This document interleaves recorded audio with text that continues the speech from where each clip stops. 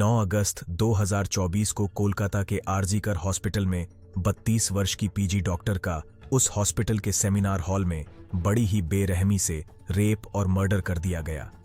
Victim की हालत ऐसी थी कि उसकी आंखों में चश्मे के कांच घुसने की वजह से आंखों से ब्लीडिंग हो रही थी।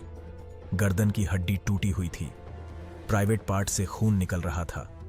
उसके पैरों को वाइड एंगल में 90 डिग्री खींचा गया था। उसकी वजह से पैरों की हड्डियां भी टूटी हुई थीं।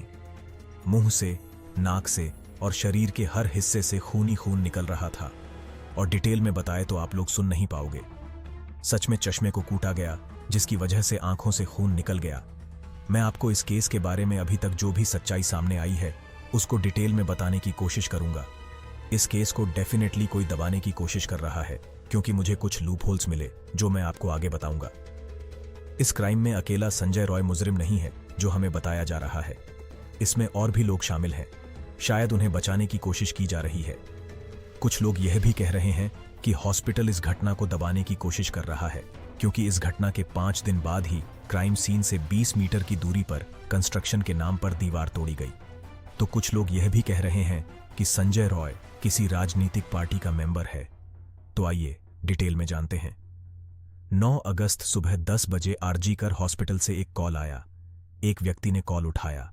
हॉस्पिटल से उस इंसान ने कहा कि आपकी बेटी बीमार है, आप जल्दी से हॉस्पिटल में आ जाइए। बस इतना कहकर फोन काट दिया। उस लड़की के पिता को लगा मेरी अपनी बेटी से रात में ही बात हुई थी, वह ठीक थी, अभी अचानक उसे क्या हुआ। इसलिए उन्होंने दोबारा कॉल किया और पूछा कि आखिर हुआ क्या है।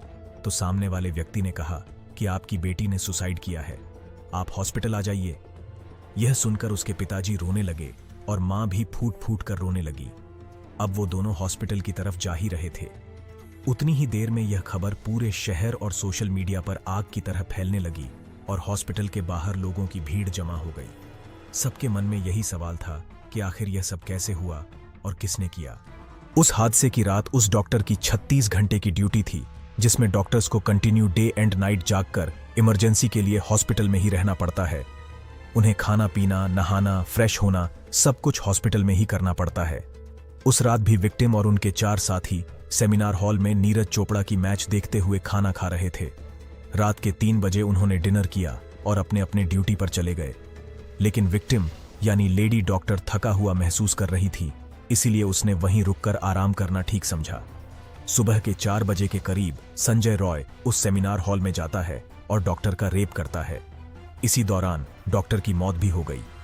इसके बाद सुबह 7:30 बजे बॉडी को देखा गया और जैसा मैंने शुरू में कहा था, 10 बजे डॉक्टर के पिता को कॉल करके कहा गया था आपकी बेटी ने सुसाइड किया है। बॉडी को 7 या 7:30 बजे देखा गया और डॉक्टर के पेरेंट्स को 10 बजे बता दिया।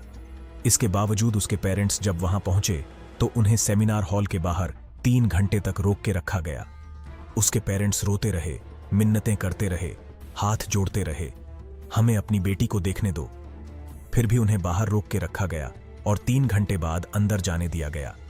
जब उस माँ बाप ने अपनी बेटी की बॉडी देखी तो उनका कलेजा फट गया। जैसे मैंने शुरू में कहा था, पूरे शरीर से और प्राइवेट पार्ट से खून बह रहा था। दोनों पांव मुड़े हुए थे।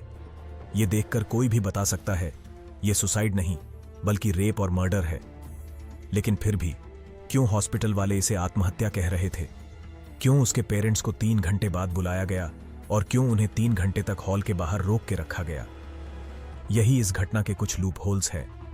यही नहीं बल्कि उस हॉस्पिटल के प्रिंसिपल ने यह भी कहा था कि विक्टिम को साइकोसिस नाम की इलनेस थी, इसलिए उसने सुसाइड किया। आखिर हॉस्पिटल किसे बचाने की कोशिश कर रहा है? जब विक्टिम की बॉडी को पोस्टमार्टम के लिए भेज दिया गया और जो रिपोर्ट निकलकर सामने आई, उसके बाद सारे लोग गुस्से से भर गए और यह जायज भी था। रिपोर्ट में आया था कि विक्टिम के साथ बहुत ही बुरी तरीके से रेप किया गया है। उसका एब्डोमेन, राइट हैंड और मुंह बुरी तरीके से इंजर्ड है। पोस्टमार्टम की रिपोर्ट से यह बात तो साफ हो गई कि यह कोई सुसाइड नहीं बल्कि रेप और मर्डर है। तब पुलिस ने इन्वेस्टिगेशन शुरू किया।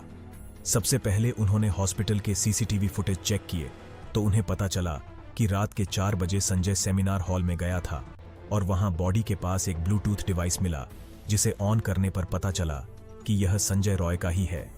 उसे गिरफ्तार भी कर लिया गया और उसने अपना गुनाह कबूल भी कर लिया। लेकिन सवाल यह है कि आखिर संजय रॉय है कौन। संजय रॉय एक वॉलंटियर था, यानी कि पुलिस को ट्रैफिक के समय या ऐसे ही छोटे मोटे काम के समय मदद करने वाला। कोलकाता पुलिस का स्टिकर अपनी बाइक पर लगाकर घूमता था और कोलकाता पुलिस की टी शर्ट और कैप भी पहनता था। यह आदमी ना पुलिस वाला था, ना हॉस्पिटल में काम करने वाला। फिर भी उसे रात के 4 बजे हॉस्पिटल में एंट्री कैसे मिली? अब यह तो आपने सुना होगा कि संजय की 4 शादियां हुई थीं और उसकी 3 बीवियां उसे छोड़कर चली गईं, उसके इसी बर्ताव के कारण। लेकिन इसके अलावा यह भी पता चला है कि संजय रॉय का यह पहला क्राइम नहीं है। इससे पहले उसने आरजीकर हॉस्पिटल से ही एक महिला का नंबर चुराकर उसे फोन करके धमकाता था कि मुझसे मिलने आ जाओ। इसके अलावा कुछ महीनों पहले ही एक लेडी डॉक्टर ने संजय के ऊपर मिसबिहेव का केस किया था। इतने सारे क्राइम करने के बावजूद उसके ऊपर कोई एक्शन क्यों नहीं लिया गया? आपको क्या लगता है कि इस क्राइम में संजय के अलावा और भी लोग शामिल हैं? क्या इस केस को यहीं पर दबाने की कोशिश की जा रही है? कमेंट में बताना। और जैसा मैंने कहा था, इस वीडियो को ज्यादा से ज्यादा लोगों तक पहुंचाना है तो लाइक शेयर करो। ये आपका फर्ज है और यही आपकी मदद है।